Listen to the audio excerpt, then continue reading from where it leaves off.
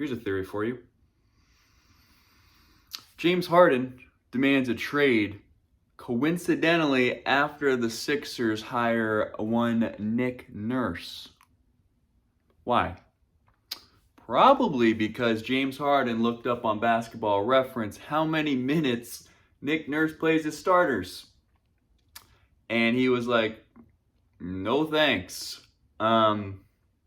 Which is one of probably a decent amount of problems now in the city of brotherly love. Obviously, the James Harden situation is going to be the storyline until it gets resolved. But I'm here to tell you the Sixers' problems may start with James Harden, but there are bigger questions here that I think are regardless of how this Harden situation lands, and that really you're looking at Embiid coming off an MVP season. Of course, the joke, can he ever get to conference finals or finals? And can you blame the guy? I mean, the dude's career, when you break it down, has been one of the craziest, just like situational careers when you talk about coming off an injury. And then, his running mate is Ben Simmons for a while. Ben Simmons has this kind of bizarre mental collapse / physical health / falling out, like however you want to categorize the Ben Simmons thing. Then you bring in James Harden, who now, has consistently proven to be not reliable in the playoffs and not reliable off the court either, in terms of just wanting to be there, I guess, longer than a few years now. And once again, we're here Harden wanting out, and Embiid just won an MVP. Like, I'm not sure what else he has to do. Obviously, he's not blameless in all of this, in terms of him potentially making some locker room mistakes. Obviously, different coaches now. Embiid now, I believe it's going to be his third after Brent Brown and Doc Rivers. So, there's kind of a culture thing here in Philly that I think needs to be addressed, that's already been identified as a problem by a lot of, NBA people that are around the team. Whether Nick Nurse can establish that, I mean, obviously he has the credibility of winning a title, but like Toronto recently, since Kawhi left, haven't made a ton of noise. So is he the guy? How much can he affect winning and culture in Philly?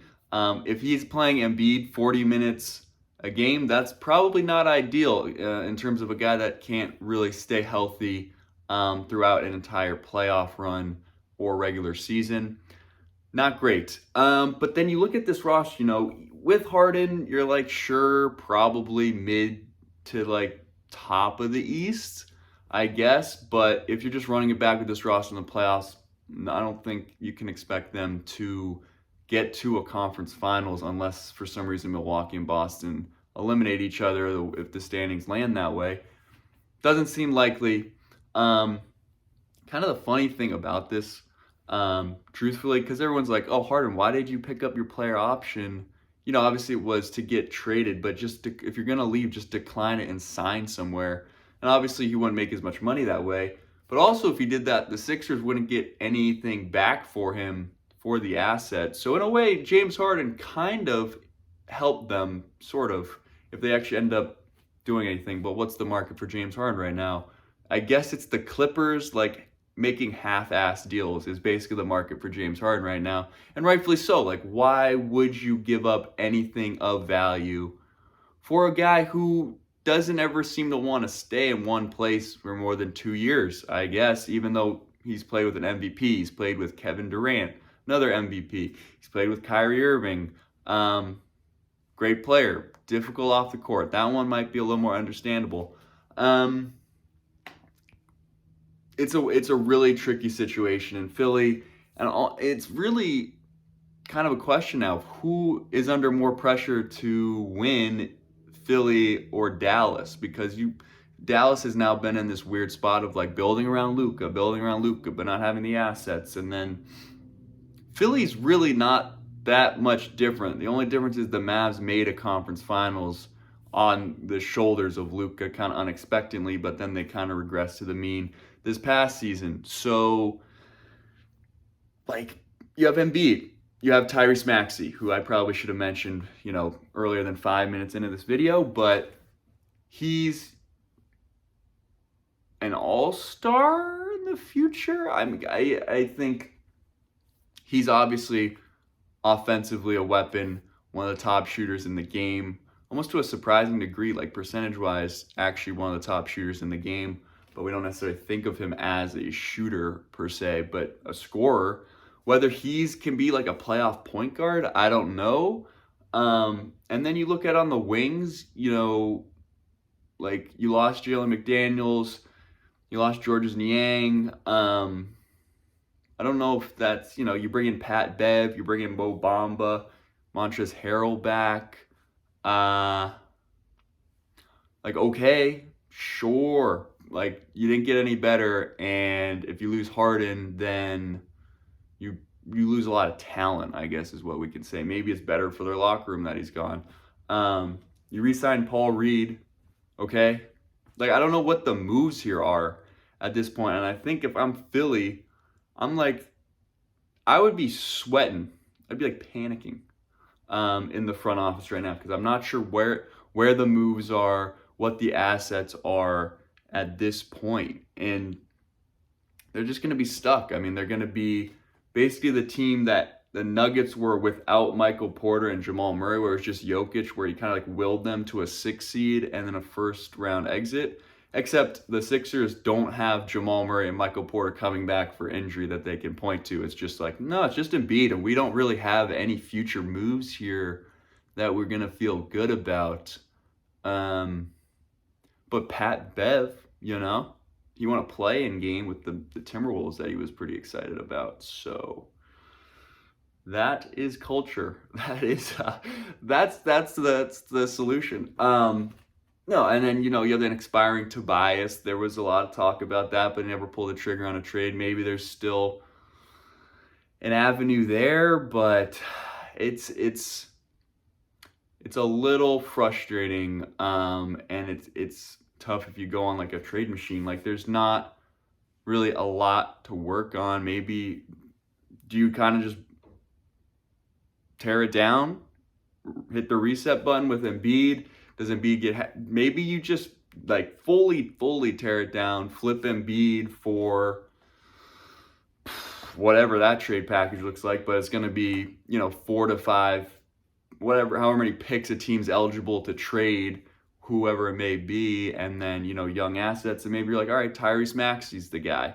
I don't know. Embiid, he's almost 30 at this point. Obviously, the injury history speaks for itself. Is he a personality, a tone setter? Who knows? Maybe this is the most value you can get for him. I know, Embiid diehards are probably like freaking out of the 2 that might come across this video.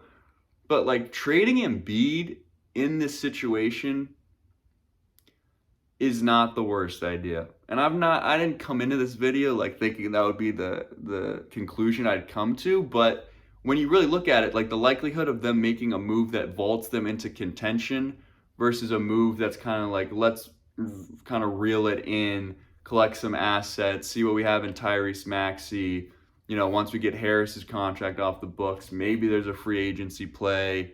But, Daryl Morey's not built like that, so it's probably not a realistic hypothetical.